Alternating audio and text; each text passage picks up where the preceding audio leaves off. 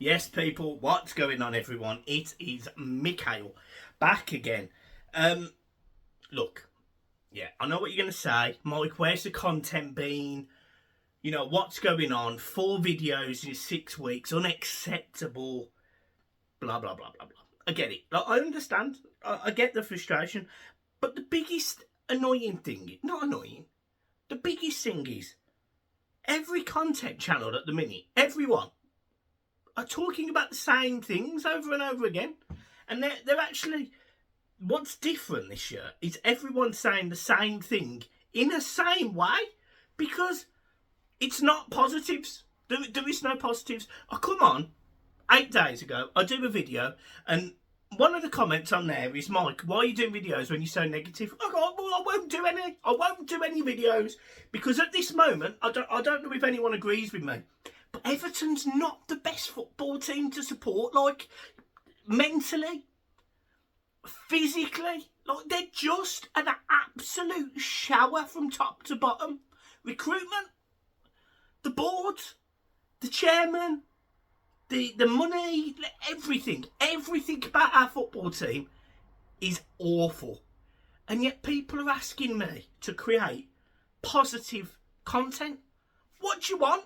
We're selling all our young players. I mean, I don't even need to talk about them. The young players have really rattled me. You know, you got the young lads gone to Man City. You got Sims going to Coventry. You know, we've already lost Price. He's in Belgium or wherever he's gone. It's a joke. It's a joke. It's a joke. It's an absolute joke. And you know, Everton's academy process used to be fantastic, and I mean that because, you know, I mentioned about players in the academy 2 years ago, 3 years ago, who deserved opportunities. Well, funny enough, a lot of those players have either gone, left, moved on, had loans, done various things. You know, they're not involved in the football team anymore. And some of those players, 4 or 5 years ago, were winning the under-21s league, the under-18s league. So all of a sudden, you've got this deterioration on literally every single front at Everton. Not just the senior team, but the youngsters, and then the even younger youngsters, and then the even younger youngsters are getting even worse. The whole fabric of this football team is getting worse. And I'm sitting there trying to find a positive for you.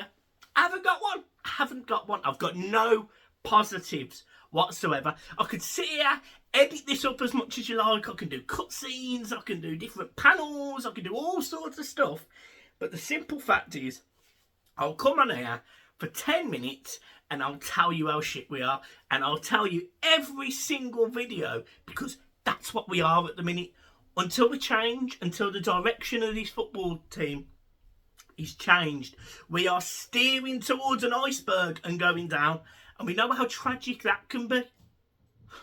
You know, we are ship creek with no paddle. Like, literally horrendous. We are sinking ship.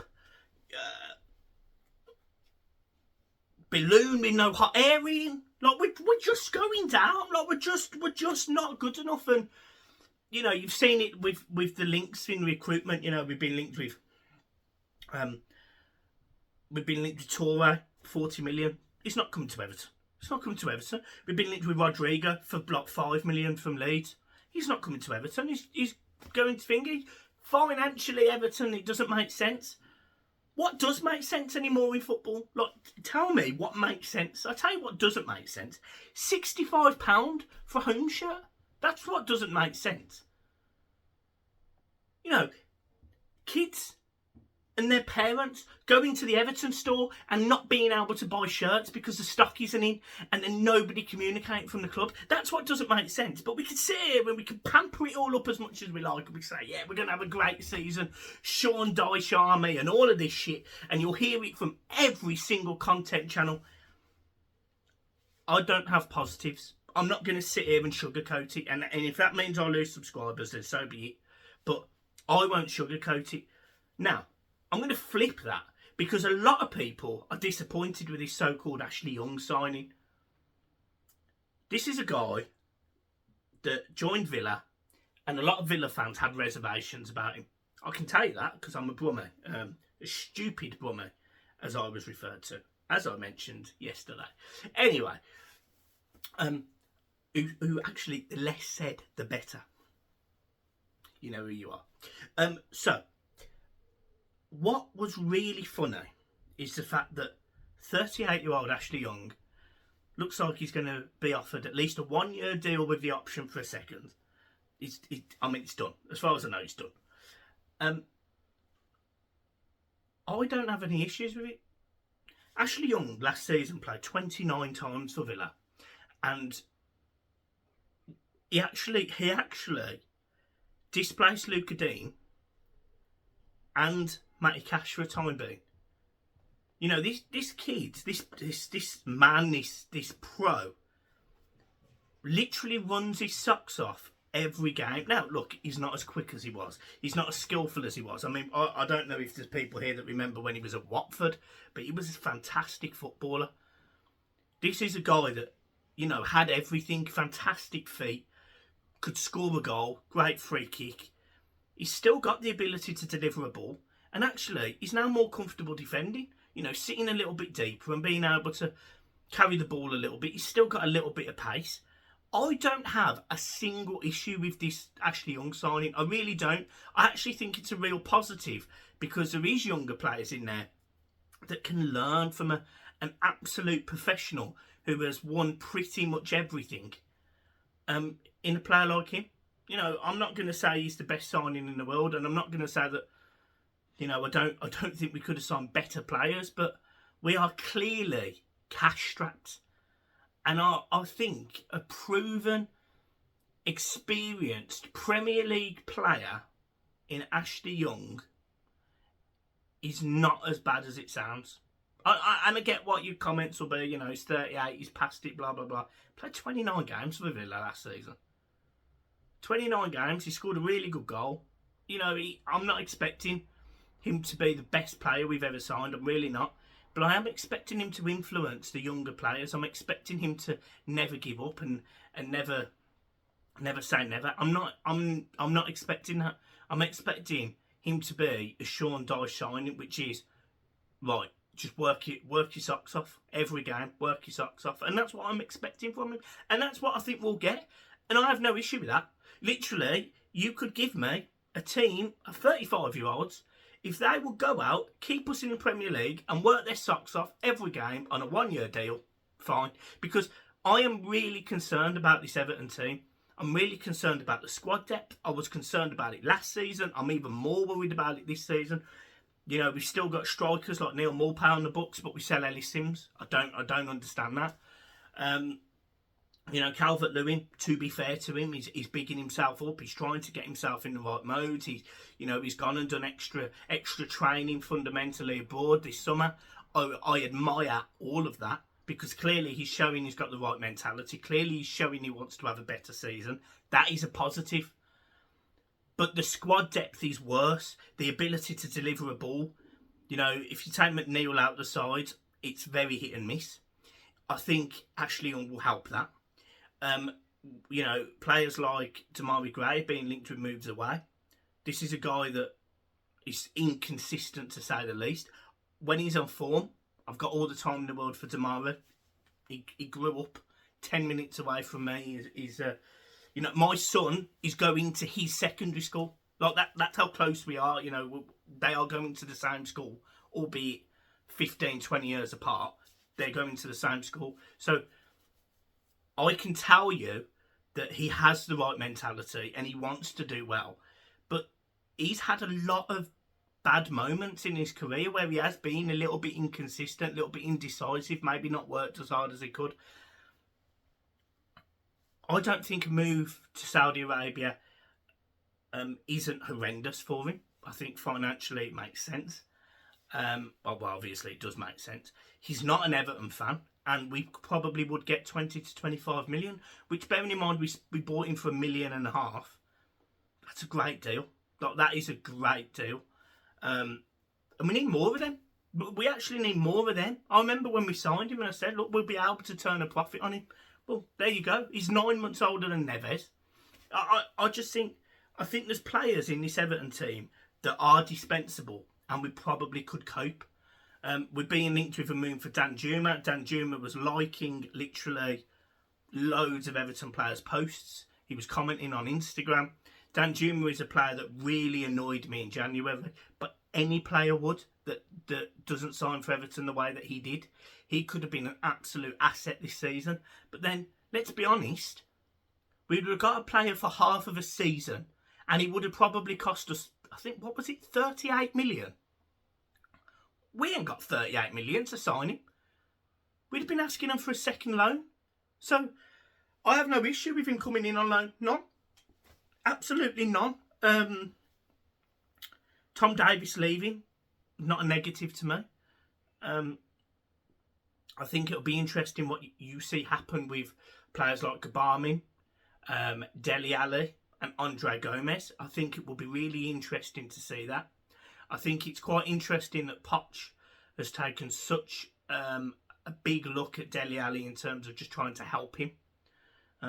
So yeah, I don't really see how that would work. You know, how can you give him advice? You know, you pick up a phone. Well, I don't think that needed to be made public, if I'm being honest. So I don't know how that will work.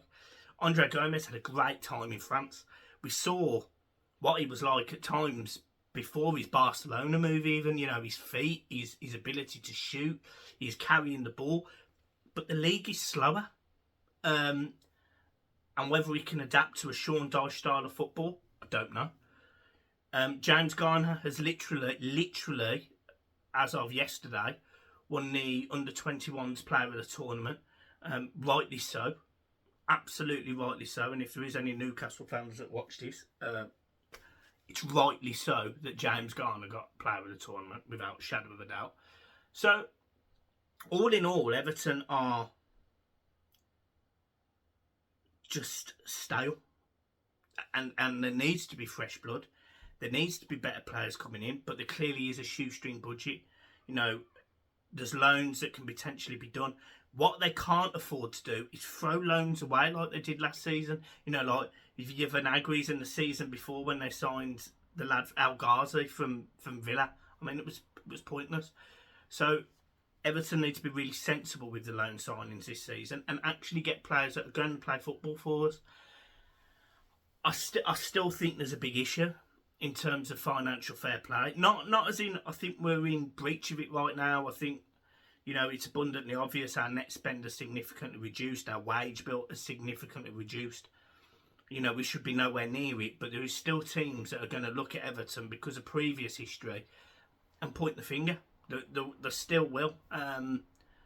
So I just think there's a lot of, I'm going to say rinky-dinks. There's a lot of rinky-dinks that need ironing out. And unfortunately, they're not ironing out quick enough. You know, Mulpay is still here. And Arnott is still here. You know, these were two players that we expected to go. And probably between them get £65 million. Neither of them are gone. Declan Rice's transfer to Arsenal is just really slow. So I suspect Onana might go to West Ham. I know he's been linked with Man United and Chelsea. And people are going to say, you've got the wrong Onana for Man United. But he has been linked with Man United as well. You could have both Onanas at Man United. So, I think there's players there that are saleable, which would allow Everton to go and spend. I don't think losing Onana makes us weaker. I don't think losing Damari Gray makes us weaker as long as we can replace him with a winger, which we are being linked with in Willy Gnonto, a player that I highly rate. I think will have a higher ceiling than Damari Gray. We've been linked with Jack Harrison as well. But the simple fact of the matter is the players that Everton are being linked with aren't signing for Everton. You know, we've been linked with two different strikers. Traore's not coming. We were linked with the, what's his name? Ndiaye. He's going to France. Rodrigo from Leeds. He's going to Saudi. So, you know, the players that we're being linked with aren't signing for us. And there has to be a reason for that. Yes, we know we're not good enough. We know that. All of us know that. And you could be the most positive person on the channel, on the world. You could be the most positive person on the world and still know that Everton aren't very good. But they've just got to do something. We've got to do something, because at this moment in time we're heading towards Niagara Falls with no way of slowing down. Like, literally, we are sailing right towards the edge. And we can be as optimistic or pessimistic or realistic as you like, but the simple fact of the matter is this team isn't good enough. They're worse than last season because they've lost players like Yuri Mina. Whether you rate him or not, but Connor Cody, his experience. So there's 2 experienced players that have left. You've got players like Mason Holgate. Yes, he's been linked with a move away, but he's been linked with a move away to Southampton today. So that talks about the level of players that Everton have got. I just don't have positives. I don't have positives, and until we bring in a striker, because we need one. You know, Calvert-Lewin can say what he wants, and I admire his attitude. I deeply, deeply admire his attitude, because he's got the right attitude. He's gone and spent the summer doing extra training. He wants to get himself in shape, back to where he's been in the past. I really appreciate that. I really understand that. But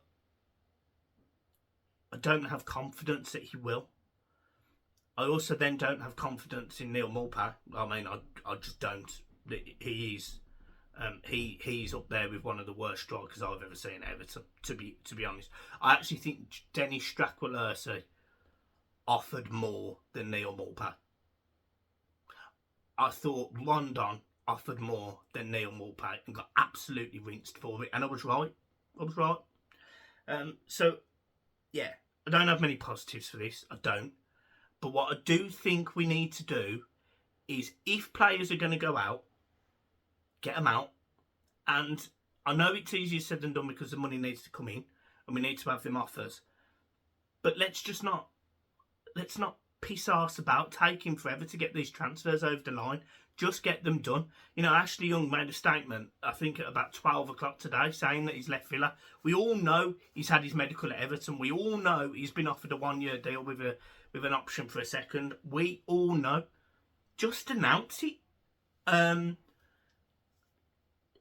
just can't be arsed with it.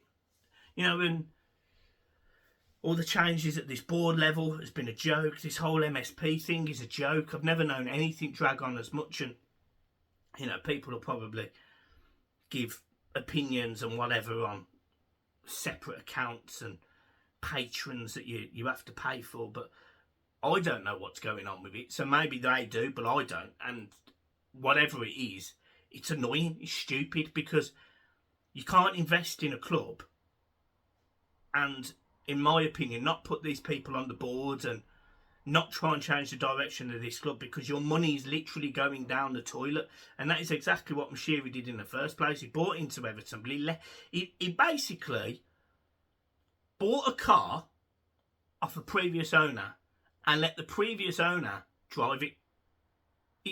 I don't get it. I don't get it. So yeah, I think there's loads of work at Everton that needs to be done. I really do. I think there's loads of work. I think we're miles away from it. I'm not blown away by Kevin Thirlwell, not at all. But I absolutely appreciate his job is probably the hardest that any director of football has had. You know, this still goes back to the Steve Walsh days. Horrendous. So yeah, I don't have confidence in this club, in this team. You know, I don't have confidence in the logistics, the way it works. I mean, we're playing this game on Friday, pre-season friendly. If you've got your membership, you can watch it online and all that. It won't work. The stream won't work. We already know that. That happens every year. The stream won't work. You know, it's pointless. It's absolutely pointless. And this football team is just miles away from where, in my opinion, it should be. And equally, it's miles away from, as of right now, I'd argue being a Premier League team. And there's no way of being positive about that, as much as people will hate me for it. And fine, hate me. This team is miles away from anything competitive. Anything competitive. And unless it changes, we're in deep trouble. It's that simple. So, yeah, there you go. There's another positive video for you. Hope you've enjoyed it. Make sure you hit the like and subscribe button. And there is a possible chance that I am doing a watch along on Friday for the pre-season game, as long as I can watch the game. So, guys, keep smiling. Peace.